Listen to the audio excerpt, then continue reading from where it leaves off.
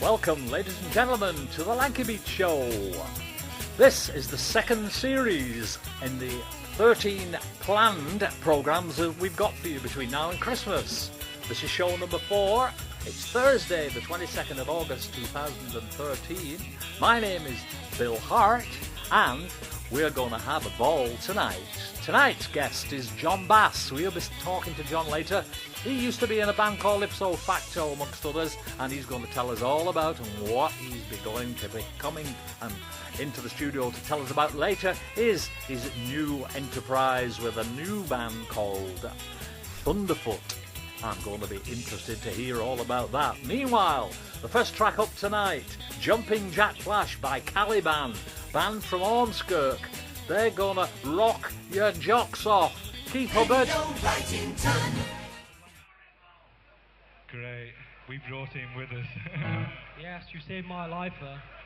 I could have chapped lips tomorrow morning. Oh, sorry. Habit. I didn't mean it, Dottie. Yes!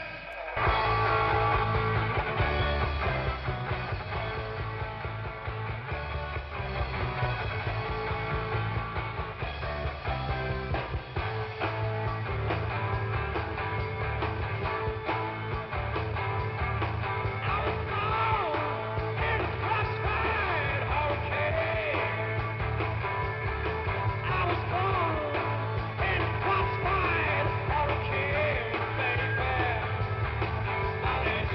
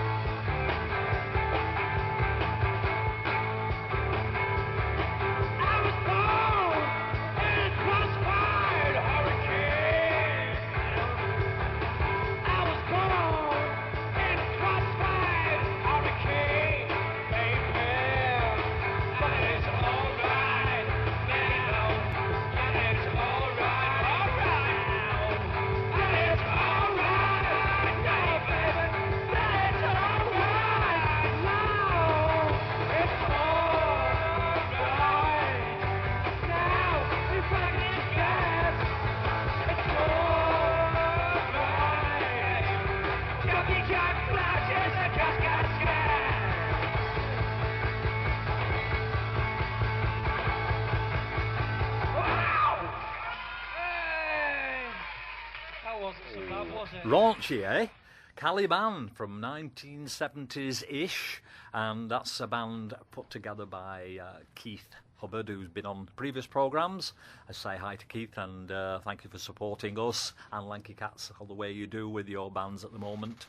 That's the Ian and the Rebels, and we'd love to see Ian and the Rebels down at Lanky Cats soon, and I believe we're arranging a gig down there for them, and that will be another band that's reformed recently and will be playing 50 years beyond their time, and they've all come back together again. That's brilliant, brilliant, brilliant. But that particular track leads me into an event that's coming up at Lanky Cats pretty soon, and we are having a celebration down there, and we've got the celebration of the Rolling Stones playing at the Wigan Emp on 20th of November 1963. So on the 21st of November, that's a Thursday night, we're going to be celebrating just that.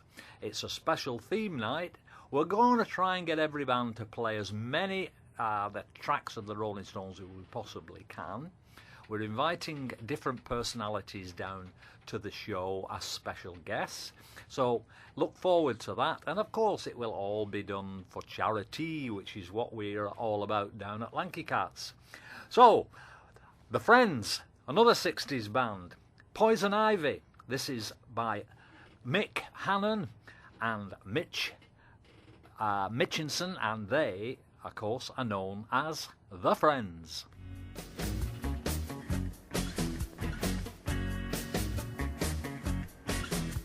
She comes up like a rose, but everybody knows she gets you engulfed. Well, you can look, but you better not touch. Poison ivy, poison ivy. Let it know while you're sleeping. Poison ivy comes a creeping around. She's pretty as a daisy, but look at man, she's crazy. She'll really do you in if you let her get under your skin. Poison ivy, poison ivy. Let it know while you're sleeping. Poison ivy comes to creep you around.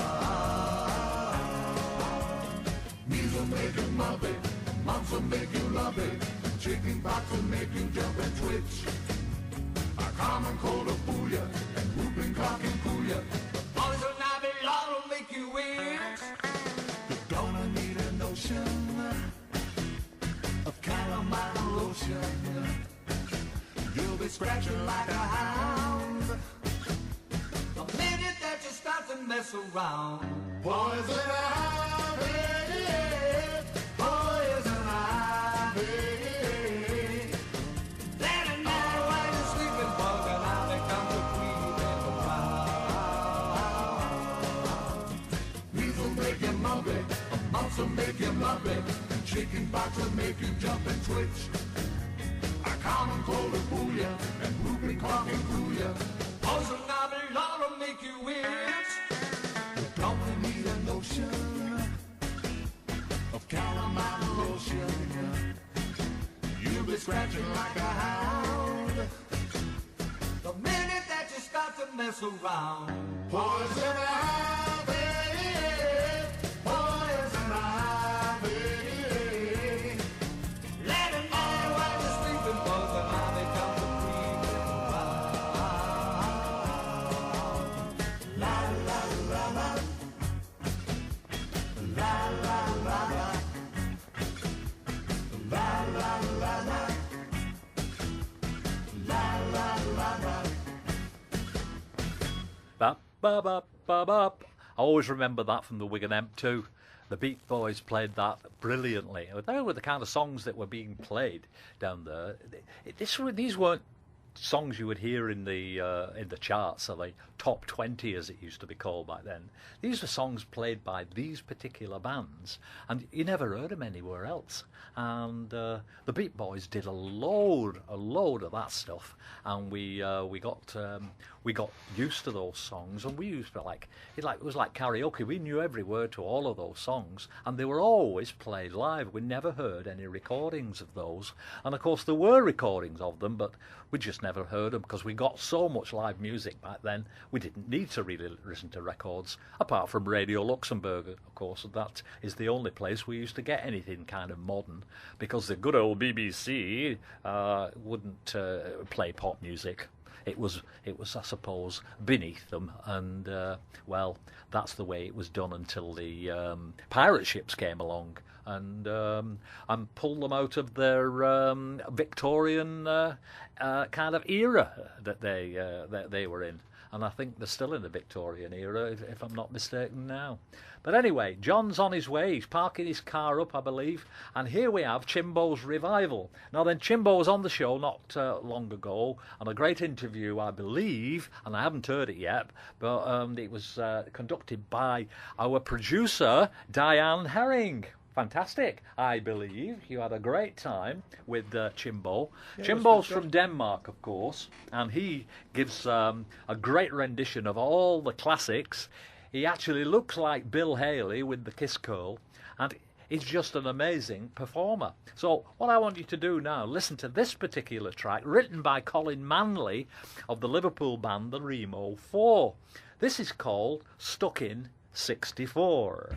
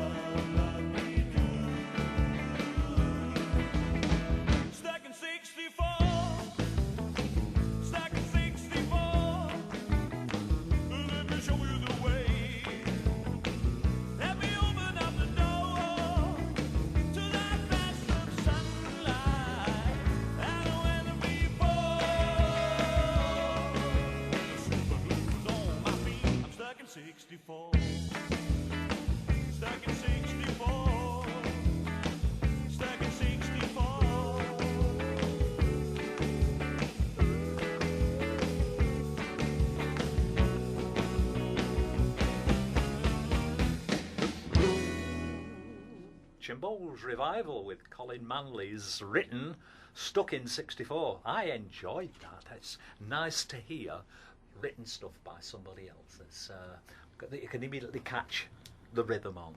You know, it's great. It's great. And my guest, should I say, tonight is, of course, I've already introduced him earlier on, and his name is John Bass. Now then, we're going to find out a little bit more about John and what his murky past was all about. Aren't we, John? Very murky, Bill. Very murky. Yeah. I mean, I can relate, first of all, John. Welcome to the show. It's great to have you here. Thank you. Yeah. We talked a little bit last week about Lankybeat, Lanky Cat, should I say, last week. And I know John was a pretty can I say nervous? Can I say nervous? No, you're not nervous now? Not particularly. I don't, you just wondered what you was in for. I think Yeah, it's yeah. the mystery of not knowing what you're going to be in for. Yeah. So my job now is to kind of get John so relaxed that he tells me all the truth, and then he'll be hearing from my lawyer. All right, so then you'll know what it's all about. Okay.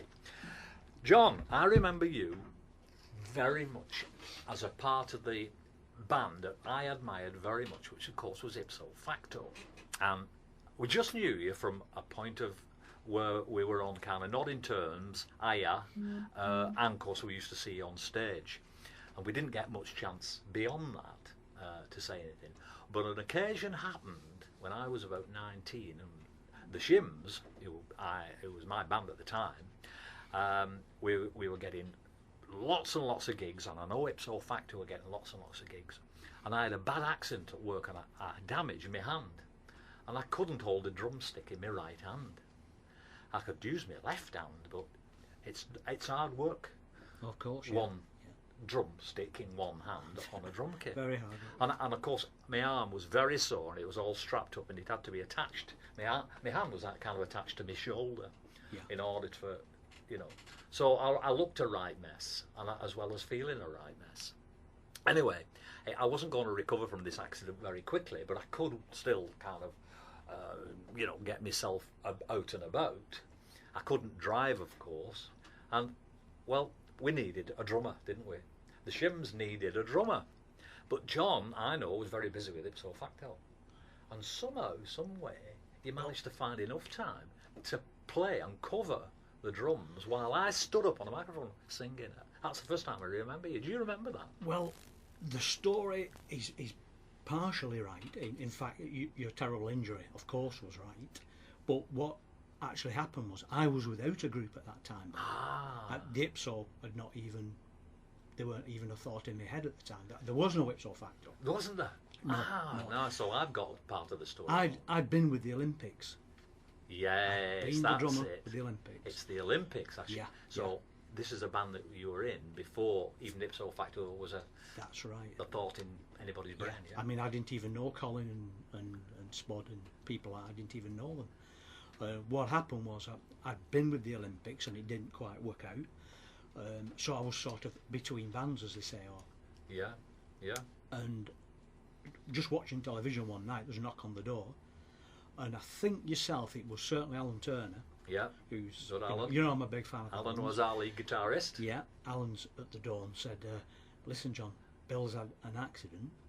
We wondered whether you'd like to join us. I mean, it was like, did you want to join the Beatles, mate? So it was Jimmy Nichol all over again. I mean, you've seen Shims play, haven't you? Yeah, And we've certainly seen the Olympics play, yeah. and the similarities between the two bands were very, very close, weren't they? Well, I knew you were a good band and a progressive and so band. were the Olympics. So, I mean, it took me about 2 seconds to make my mind up. I said, definitely. And he said, Alan said, well, we practice at this house in Ashton. That's right, Ashton. Yeah, I mean, looking at it now, it was very much like the Casbah in what was going on. It was in the basement of an oldish building, stone building, very gothic, and with its own grounds and cellar and, down there. Yeah. So he said, would you like to jump in the van? You were outside in, I think. Did you have a green comma or something like that? That's what we did. A green comma. What a memory. And I just literally walked out the house and straight into the van, straight up to Ashton. Yeah. And I think you were at the Beachcomber. Was it called a Beachcomber? Beachcomber was beneath the Wigan End, wasn't it? Right, yeah. It was a little Wigan End because it was a Pop and Crisps version of the casino, wasn't it? Well, you wanted to honour. I mean, you were a working band. You had quite a few gigs on. Absolutely. And I think the Beachcomber was on the Friday, as you approached me on the Tuesday or the Wednesday. Yeah. So it was sort of, there was no time to sit back. It was straight in and practice. Yeah. But Alan, especially Alan, was very, very encouraging within that band. Yeah. And we knocked off quite a few songs that night. Yeah. And it sort of went on from there. I know, I remember. I don't know if I played that gig with you because I know I was poorly. Yeah. But I soon kind of got myself up and running, and I stood on the stage with a microphone and a Tambourine. Tambourine. Tambourine, yeah. And I remember playing Now, how long? I don't know. How long did I do that for? I can't. I even think remember. it was something like 8 weeks, 8 to 10 weeks. Yeah, yeah. But unfortunately fortunately for you, you were getting better. Yeah. But unfortunately for me, I'd sort of Yeah. got that used to being in the Yeah. shims. It was great, and I knew this I know. end was coming. Yeah. So I think what you attempted to do was to let me down lightly by saying you can still come round us, help us with the gear, but you already had 2 or 3 road managers, I think, didn't I know. Yeah. Yeah. Not that I wanted But to be a road the manager. connections were made very firmly then, They John. were. And ever since, we've been Yeah. great pals, although we've not seen much of each other kind of for a long, long time. And all of a sudden, Lanky Cats has brought us back together Yeah. in a completely different era. But Yeah. the same bond still exists, would you agree? I mean, I really can't believe how lucky we've been. We are such lucky men, Yeah. and the girls who are still, Yeah. taking know. part in all this. And what happened was, if you want me to just end the story Yeah. there, Yeah. we had I think it was one of my last ones with you at the Court Hall, and we're playing away on the Court Hall, and we'd just finished the first spot. Yeah. Everything was hunky dory when 2 giants, I mean physical giants in the shape of Colin Ashton Yeah. and Brian Rudd, Yeah. came sidling over to the stage. Right. Looking at me, singling me out, I thought, crikey, Yeah. and they introduced themselves and said they were looking for a drummer. Absolutely brilliant. That story just stitches everything up in my mind now, because the events that take place are so extraordinary, aren't they? Because Yeah. they were looking for a drummer, because they were thinking of forming a band, Yeah. and they spotted you, and you were showing off all your skills with the shims, Wow. and you virtually auditioned yourself for Ipso Facto the Court Hall. in the Court Yeah, Hall yeah. for a future With a band, good band. that became what I will still be. I'll still say it was my most admired band of the Oh, thank 60s you. era, you know. Yeah. I mean, I obviously liked my band, but my band didn't play much of the, let me say, gritty stuff. No. Yeah. We were more poppy orientated, Yeah. doing all pop songs, 4-voice, 3-voice harmonies and stuff like that. Yeah. Whereas the Ipso played this grittier stuff, which eventually became rhythm and blues, really. Well, it's what I always call a meat and potatoes rock and roll band. Oh, I And, love that. Meat and Ju- potatoes. It was solid. Fantastic. And as soon as I heard them play a couple of nobody was doing Eddie Cochran songs. Yeah. And I think it was Spud and Mitch just struck up with Summertime Blues, and I thought, this is the band for me. That's right. You know, I mean, that raunchy stuff, I love it to death. And didn't Yeah. the Big Shed do that Well, brilliantly? when on Big Thursday Shed, night? I mean, George's the band Big I'm Shed. with now, Thunderfoot, due Yeah. to the sad death And of you're going down Roy. in that same direction. aren't Well, you? only the other week we learned. Well, we already knew it, but Something Else by Eddie Cochran. You know the song Yeah. Something Else, Yeah. and which I think's a fantastic song. And I heard Led Zepp doing it on the way up tonight. Oh, Yeah, fantastic. Led Zepp I do- didn't do realise they'd something done a else. version of Yeah, it. I fantastic. I You've gotta pick must that up. dig that out from It's Led brilliant. Zeppelin, yeah. Well, John, thanks very much. We've just kind of scratched the surface here. We're going to play another track. Yeah. This is by Wes Paul, the Wes Paul Band. Yeah. And they leave just such a memorable mark at Lanky Cats every time they come. Love them. They call them Wes Paul Band, but really they're a duo, and they usually get whoever's available on a bass and whoever's available on drums. I've not managed to back them yet, but they usually get it together, and they absolutely rip the place apart. do. This They do. is Roll Over Beethoven.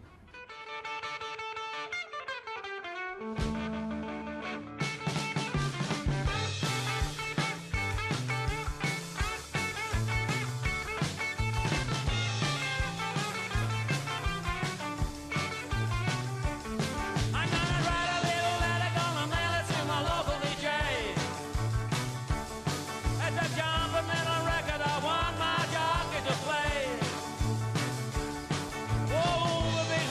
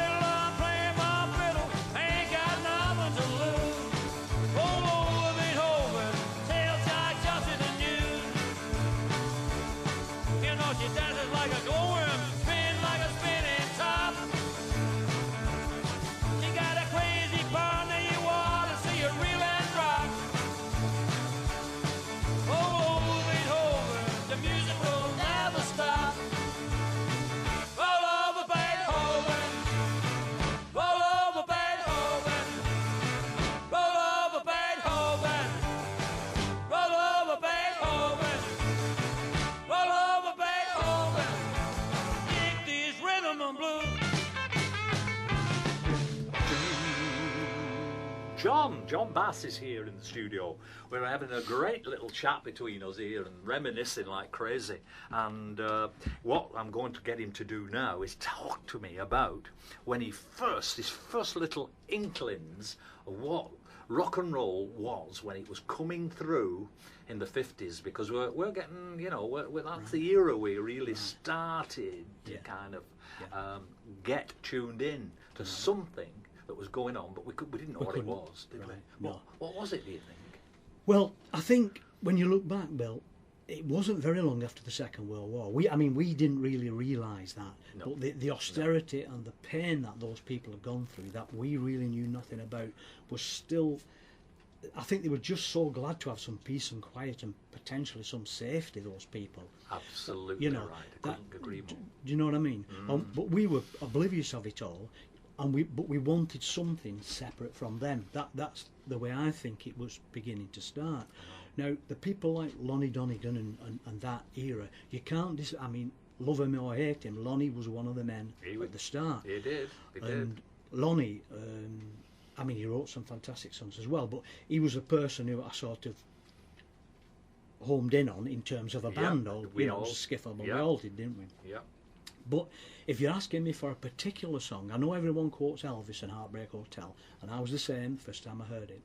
But one night, I think it was 58 to 59, my mum, God love her, had bought us all a little tranny radio. You remember the tranny in the little leather case from Japan?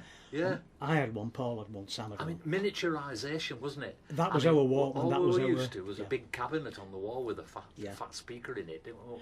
All of a sudden, we could hold one of these radios. And it was yours. A tranny. Yeah. It was a transistor radio. And it was yours for private listening, and it was like the iPad of today, I suppose.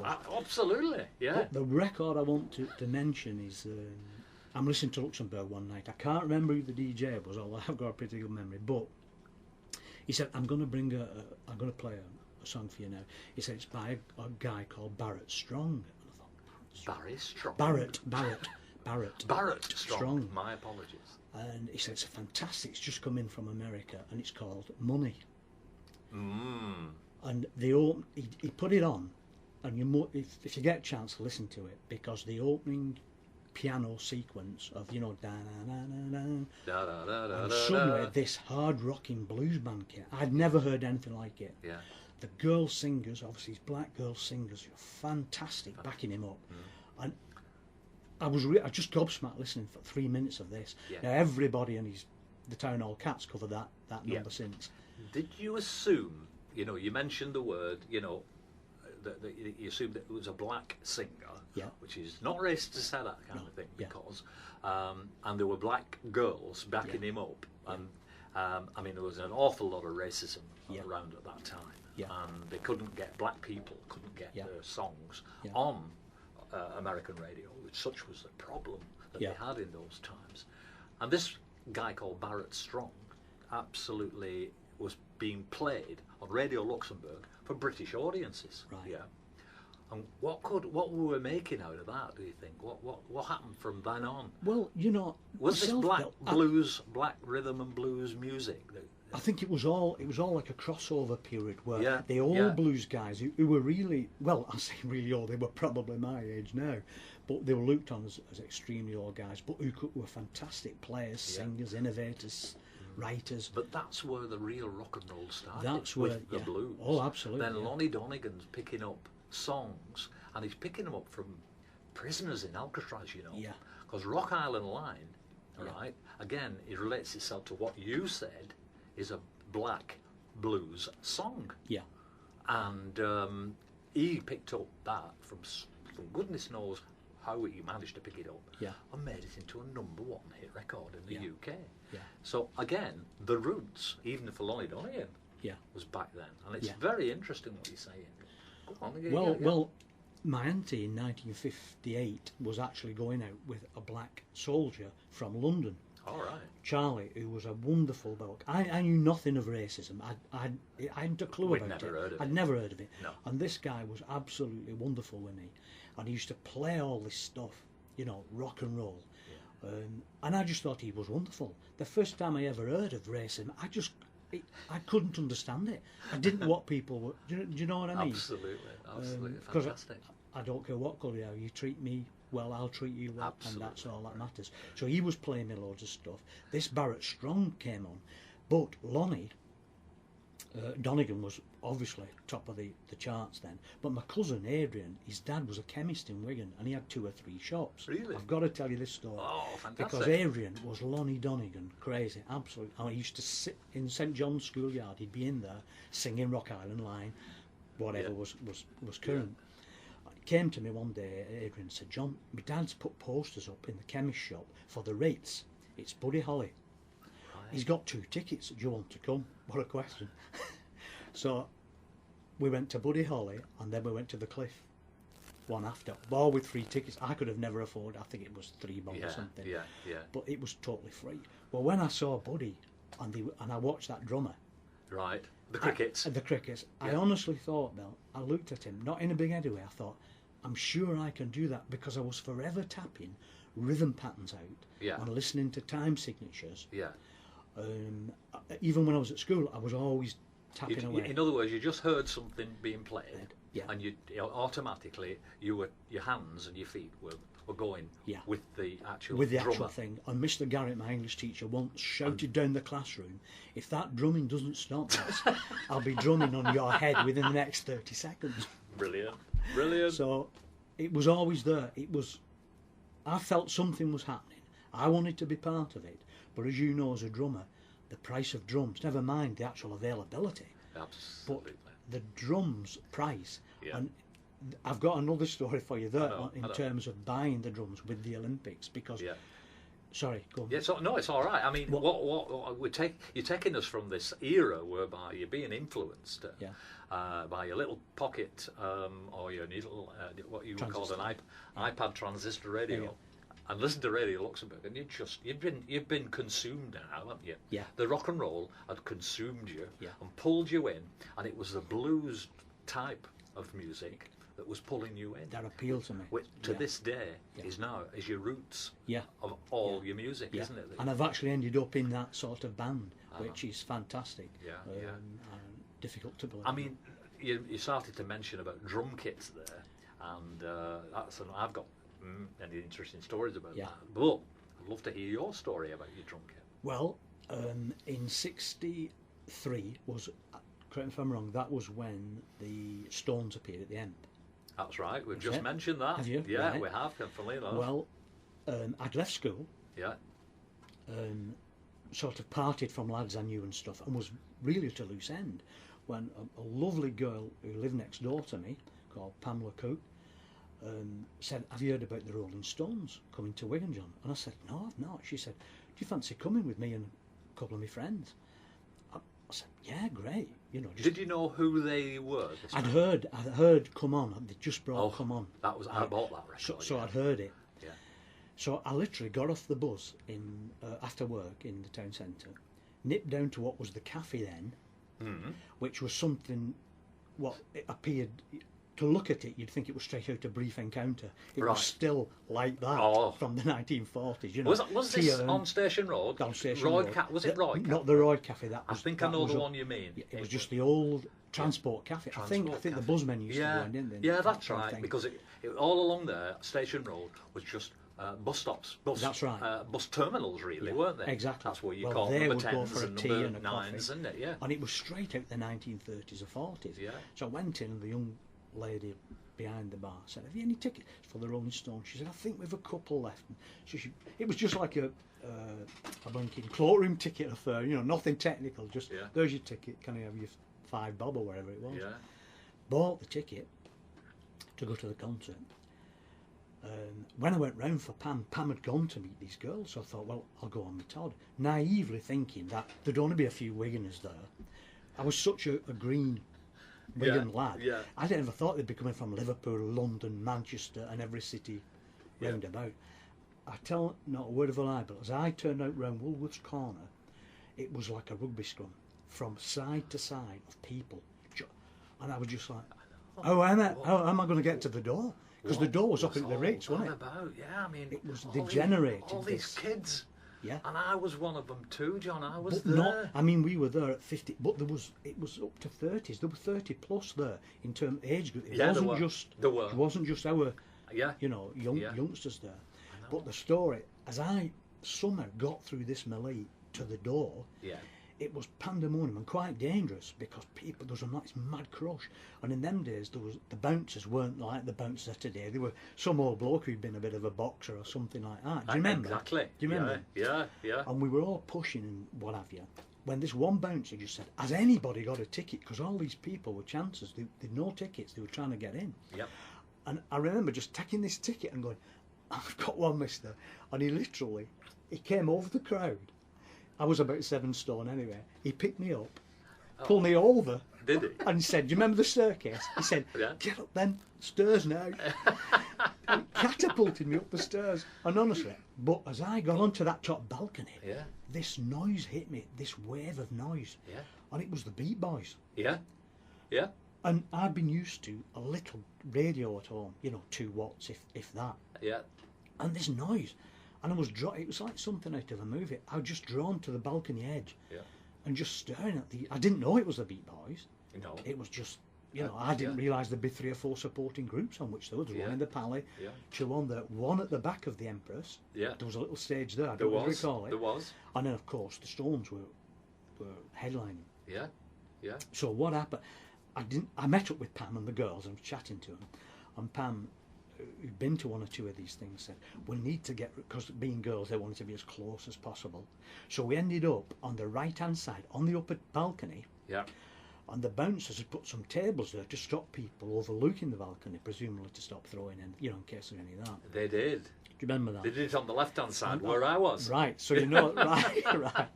Well, as we're watching the bands and waiting I always remember the Stones roadie coming on, setting something up, and the girl, he had what passed for long hair, which wasn't really, and they dragged him off stage, and he was the road manager. Fantastic. I just remember the crush. We were looking down from the balcony onto the floor. Right. On the floor, you couldn't see the floor because it was all top of heads. Yeah.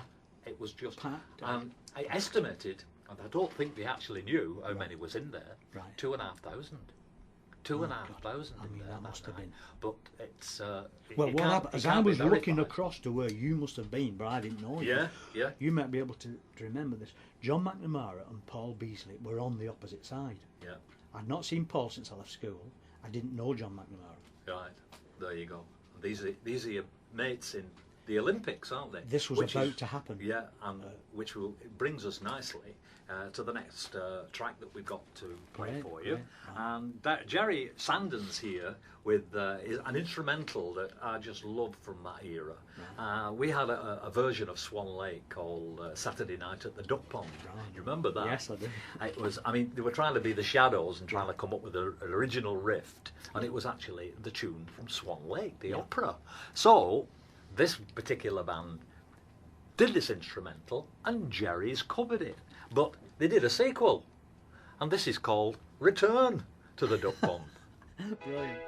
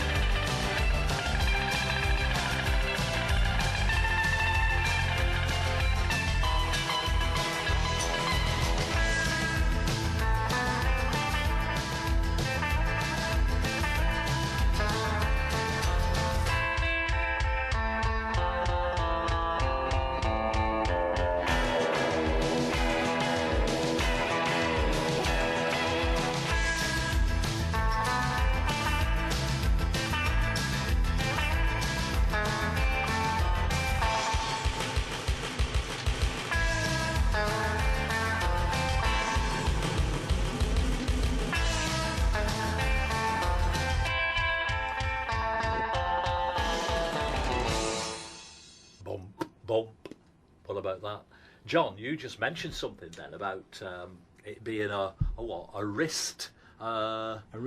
A wrist cracker. Yeah. I mean, let's explain that. Explain that. It's your kind of right hand's going 4. Yeah. Your left hand's going 1. Yeah. And of course you've got your foot doing whatever that's doing, but we'll not worry about that for a minute. Yeah. But you're doing 4 to 1. Yeah. And the faster that is played, Yeah. the faster you have to play 4 times on that hi-hat or cymbal. That's correct, Bill. And what happens, of course, is that cramp, the spasm in the forearms you begin to feel that. Yeah. It's at that point that you start to feel it that you must consciously try to relax those muscles.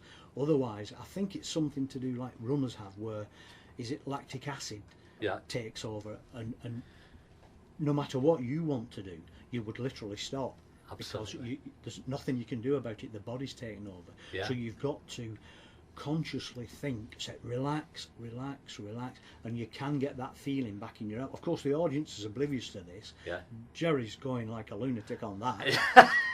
And no offence to I know.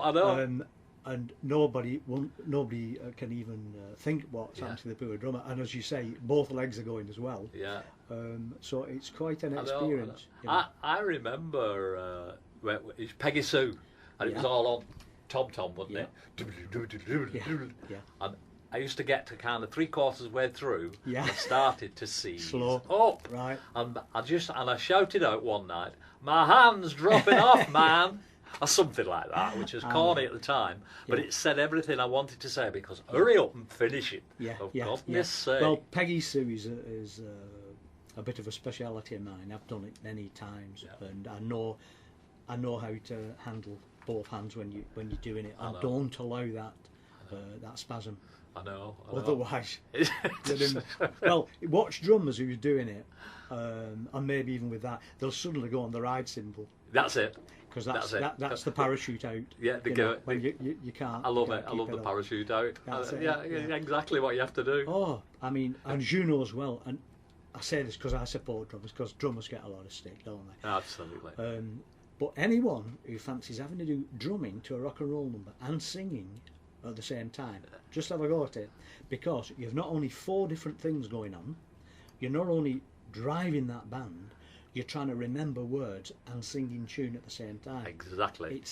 It's no mean feat. Absolutely, Yeah. absolutely. And the masters who do that kind of thing are Don Henley out of the Eagles. Yeah. He does it, and Phil Collins. Yeah, And it's a breeze for him, isn't it? it is. Absolute breeze. I It mean, is, it's it just is. so much admiration for the skill levels, technical skill levels, without talking about the talent, the raw talent that they have to do it. Yeah. It's amazing, yeah. I It mean, is. and that kind of brings us round to Olympics. Did you do any singing on what? How did the Olympics shape up? Well, I looked across and there's Paul Beasley. Yeah. With John, who I didn't know. I mean, I didn't see John because it was packed solid. Yeah. But Paul sort of signalled to me to meet at sort of the centre. So we sort of extricated himself and got to the centre. And I think there was a break in the action, whatever the break was. And we were just talking about, what about these groups, fantastic. And Paul was saying, have you never seen the Beat Boys? And they said, I said, no, but I'd love to get involved. I really would love to get involved. And he said, we're forming a group, me and John. He was working with John at De Havilland, the late John McNamara. Yeah. And he said, we're forming a band. And we've got Dave Riley, a bloke I didn't know at the time. Yeah, Dave Riley on lead, and was it? Tony Hughes, or Tony Yogi Yeah, as he was called, yeah. on rhythm. They've all got amps and guitars. He Paul said, Beasley on bass. John McNamara lead guitar. no, just singing. Was it? And Oh and yeah, I thought lead vocal. Lead vocal. And he could play harmonica as well. He Couldn't could. And do you know, Bill, it's only as the years passed, and maybe 10 or 20 years went past, I realised what a good, great frontman he was, and a great singer. I'd have loved to have been in a rhythm and blues band with him. Yeah. I didn't recognise it at the time, but he was steeped in all sorts of rhythm and blues and Tennessee Ernie Ford stuff, and he had a lot of background in singing that I wasn't privy to at that time. But it's only in years, you know, I mean, you have these things, don't you? You think, oh, Yeah. God, if I'd have known, you know. I mean, he was quintessential bloody lead singer stuff, wasn't Absolutely, he? because I he mean, had a tall, good-looking slim, lad, good-looking, could voice, could speak on the speak mic, on the microphone. was not scared at one iota. Absolutely. You know, what was a shame at that particular time is that lead singers had really, in bands, had really taken a back seat, because Cliff and Marty Wilde and that front singer, it became three guitars and a set of drums. Beatles kind of saw off, didn't they? Yeah. The lead singer with four backing musicians type of band. Yeah. And because they did all the singing themselves, didn't they? And that was a shame, really, because for that reason they became unfashionable. Let me put it that way, more than anything. Yeah. And yet, it's raw talent cut through It all cut the time. through. I mean, And he looked the part. He looked. he He did. was in. I think he was in black t-shirt and Yeah. black jeans, and he looked a confident guy. Yeah. And I thought, you know, I wouldn't mind being part of this band. Yeah. So Paul said, well, we're practicing at Dave's dad's shop in Welly on Saturday. Fantastic. Would you like to, you know, come up? So I said, well, I've no drums at the minute. And I was like so desperate, I didn't want to lose this job, but I knew that drums were very expensive. Yeah. And there was only one place. It was no good me going to Manchester. I couldn't have got there anyway. But there was a music shop on Wigan Lane opposite St Mary's Church, Mrs. Kearns. Mrs. Kearns. Little The- Mrs. Kearns, God love her. God bless Mrs. Kearns, yeah. And she sold sheet music on one or two pianos. Yeah. But some really good salesman had managed to offload a kit of Ajax American drums to her, Ooh. which were priced at something like $225, which must have been How much? 225 quid. $225. Then was an absolute. I mean, yeah, What was that, we were 2000? only earning a tenner a week. Exactly. That's Weren't we? That was the state of play. Yeah. So I'm looking at these drums, and she came out to me, literally. And I looked about, when I was 15, I looked about 10. And she said, are you interested in these drums? Oh, you know, a really nice woman. Yeah. And I said, oh, I'd love them. I'd absolutely love them. I said, but I've no way of paying that sort of money. And she said, well, what could you do? I said, well, I don't know, I'm joining this band. Well, anybody who's joining a band, some of the older folk immediately thought you were going to become the Beatles, or... You know, did. So they had, it was sort of a, you know what I mean? You don't did, they? yep. They were looking to future, thinking, well, this guy might make a lot of money. As it turned out, we didn't do so bad. But before we got to that, she said, well, you can take, if you can give me a little bit every week, you can take On the knock. on the knock. So she set me up with my own little payment card, and to pay her every week, which was, I mean, enormously trusting of her. She knew I went to St Mary's Church. She was a St Mary's woman. And, you know, we'd been to... and it was on trust, really. Yeah. So on the night, can you believe, Bill, I took a snare drum, hi-hat and a cymbal on the bus up to Welly. Yeah. Yeah. And there was no I can't believe it, nobody but to yeah. take me. Dad didn't have a car or Yeah. anything like that. No transport. How on earth I got on with that lot, because that was a fair amount of kit. He's lucky you were led on the bus by the Well, conductor, because I I've heard him say, "You're not coming on that bus. You're not coming on my bus with them." Yeah, that actually happened once. So I got there to Dave's place, and they were actually rehearsing Boys, you know, Yeah. the old Ringo. The Ringo solo song, yeah. The And Ringo. I presume they thought I could actually drum. I think I'd fed them one or two stories. I knew this lad called Phil Maiden, who was a drummer, who was in my brother's group, the Senators, because my elder brother was in the Senators and the Tremors. Yeah. So they figured, like, oh, he must know a bit. But it was pure. I think it was down to what I could actually do on that night. And we learned 2 or 3 songs. Yep. And this sort of went on for a few weeks. And Sam, my elder brother, was saying, how's that band of yours doing? Because they were getting gigs and everything. I said, well, we're not ready yet with about 15 songs. And, you know, and Yeah. Dave's dad had agreed to run us about. Well, a very quick story for you, Bill. Yeah. One Saturday, about 5 o'clock one Saturday, Sam, my elder brother, comes running in. Obviously, we were all still young. He was only 17, 18. And said, John, we've double booked the Tremors. We've double booked tonight, and we should be on at the Hand and Banner, but we've got to do this other thing. It might have been room at the top. I don't. Right. Do you think the Olympics had got to this Hand and Banner in Hindley? So I had to run round to the phone box. No phone. We didn't have any private. Yeah. No private phones. Luckily, I had Dave's number. Phoned Dave up. I said, "They just want a group, anybody," because apparently Hand and Banner was a complete sellout every Saturday night. I didn't know it was like Danger City place. Right. So they said, "Yeah, we'll do it." I think it was £9, you know, Yeah. which was an absolute Yeah. flipping fortune to Yeah. us. Got round to Dave. Well, Dave's dad came round at something like 6:30, picks all my stuff up in this old standard Vanguard, I think they were called, Yeah. a van. It was something Yeah. out of the 1940s again. Yeah. We're all clamoured in there, and I mean, safety, God, straight out the window.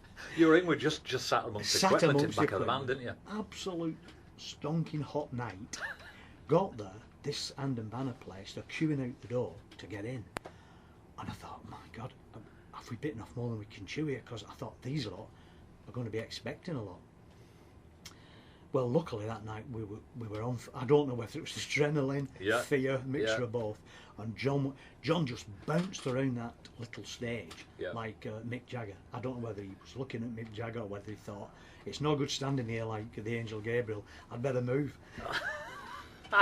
Oh, we just hit it into some rock and roll, and Yeah. it went down an absolute Yeah. bomb. To it, the landlord, who was that and I'm not saying we were technically brilliant, I'm just saying he loved it, and booked us for about the next 6 weeks. Really? So I went from rags to riches. Yeah, I just couldn't, as Yeah. well as getting my apprenticeship wage, Yeah. I'm getting this £3-4. Yeah. A booking. Yeah, Yeah. as well as my apprenticeship wage. Yeah. This money's just like, I know. what's happening? I know. Never mind the playing bit of it. I know. And other guys coming from other pubs saying, "Will you come and play here?" Yeah. Somebody coming saying, "Would you do a wedding?" Yeah. And Yeah. it just totally was out of control. And that was, Yeah. that was the start of the What? Olympics. How nice was that? I mean, and of course we saw the Olympics play many times at Wigan Emp and all Yeah. over the bloody Yeah. shop, didn't Yeah. we? I mean, Very competent. Absolutely. Competent band.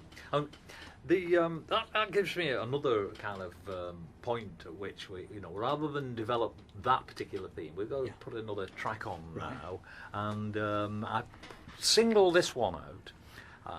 It's a bit of a self-indulgence. It's a track I wrote about 3 years ago, and I put it down with a pal of mine called Jack Carney.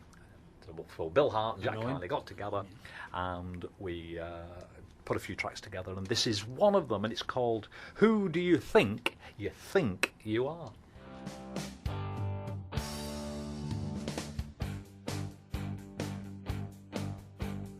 Who do you think you are?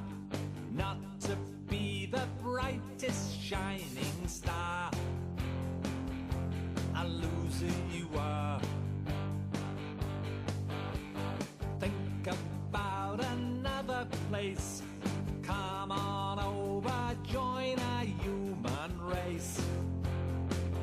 Fall flat on your face. Who do you think you are? Thinking this is being ice cold hard. Hot coward you are. Making scars you itch to show.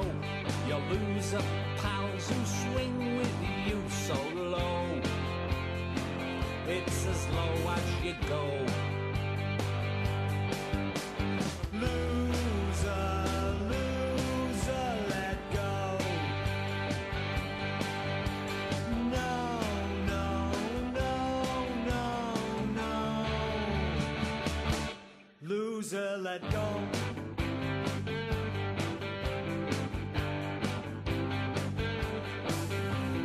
Who do you think you are? Cover up the need to travel far. The gutter's not far. Making scars you itch to show.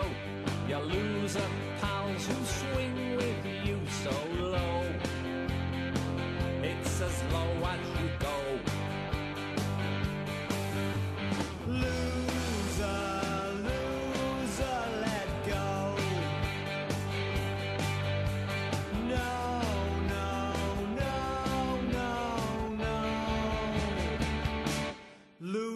let go.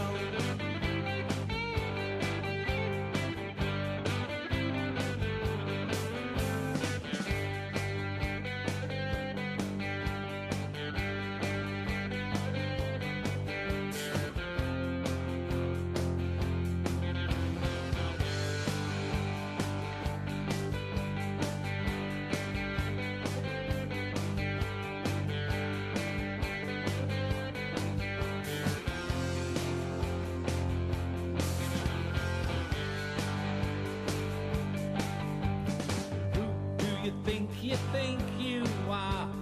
Cover up the need to travel far. The gutter's not far.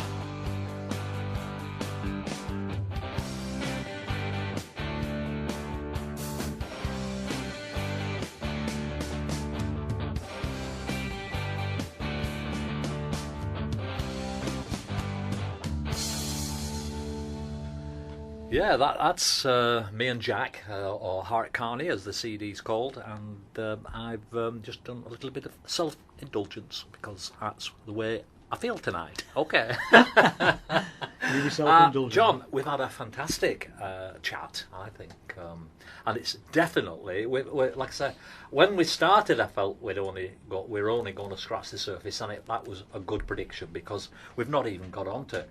Ipso Facto, at least. Yeah. Then what after that? Clubland for 20 years. Clubland for 20 years. Then in a band that toured Ireland and various other bands. Yeah. Then my last one really was a barn dance band, a really cracking barn dance band that I was with for about 10 years. Right. And then I sort of thought, that's it, I've got to retire now. And then I saw this advert for Lankybeat. I thought, I'll go and give it I'll go up and have a look, see what's going on. And bang, walked in. And, well, it's just I need that shot of rhythm and blues. Yeah, you do. Twice a month. Fantastic. Yeah, love it. Love it. I know, we all are. Yeah. We all are. Love it. So it's definitely a trip back. Are you coming back and talking to us again? Well, as long as I'm not boring you about or anything, you know. I don't think you're bored of it. Have you? Absolutely. I'm delighted to listen to you, what you had to say tonight. It's fantastic. Right. What about you, Diane? What do you think? I think it's very interesting. It is, isn't it? I just love hearing all this. It's before my time, this. I'm the next generation down. Right. Yeah. But I love all that. I can relate to a lot of things that you're saying. Yeah. And a lot of the places. Yeah. I just find it fascinating. Yeah. Well, it's changed my life. I mean, I can honestly say the Beatles and that era, without the shadow of a doubt, opened so many doors for me. Changed my life. And on that note, I think that's a very nice concluding note. Diane, thank you very, very much for hosting the Lankybeat show as usual and putting it all together for us. It's brilliant. We've got about 2 minutes left, so we'll play you out. Goodbye. God bless. Look after yourselves and tune in to this particular stream on Lankybeat as often as you want, and of course you can backtrack as well and get our other programmes that we've already recorded, and we'll look forward to many more of them. And John, come back soon. I certainly will, Bill. Definitely. It's been a really enjoyable experience. And we'll see you all soon. Bye bye everybody. Bye bye.